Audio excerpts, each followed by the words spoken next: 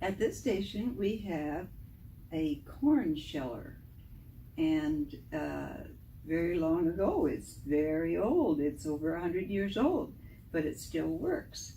And in many countries, they feel very fortunate if they have something like this. I wanted to point out that you must know how they shelled their corn before a machine like this was invented. And it was, guess what? With their fingers. With their fingers, kernel by kernel. I can imagine that their fingers were bleeding. This is hard work. And so, when this machine came along, I'm sure they were jumping for joy.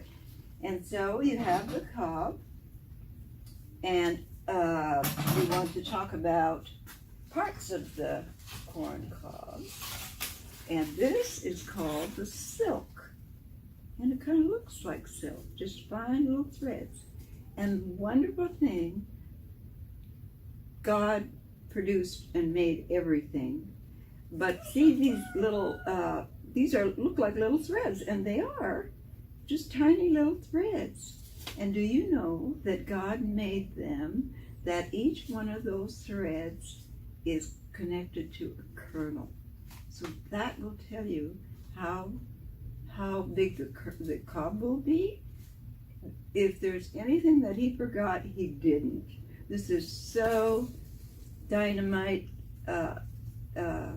information to understand and to realize that God does know everything, and he invented everything. He helped man invent it.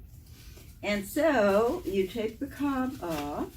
So this is the silk, and you take this covering off, and that process is called shucking. It's kind of a funny word, but that's exactly what it is. And most children remember helping in the kitchen to shuck the corn, and there aren't very many people that don't like corn. And so what you do is you had the machine, you would put the corn cob in there and turn the wheel, and we can quickly hear it falling out.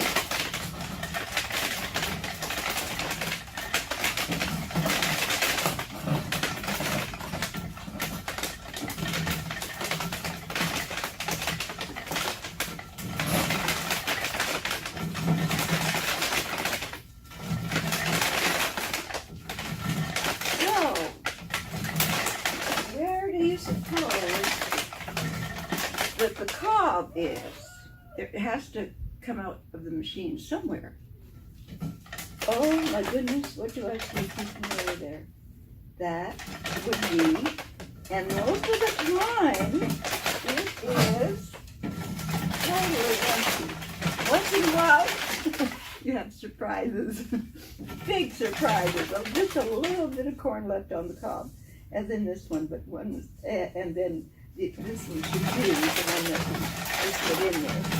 And every kernel, and there might be a couple on the end, and every kernel will be off of the cob. And it is so amazing. Looky there. This is what it would look like. And like I said, they do leave a couple of kernels.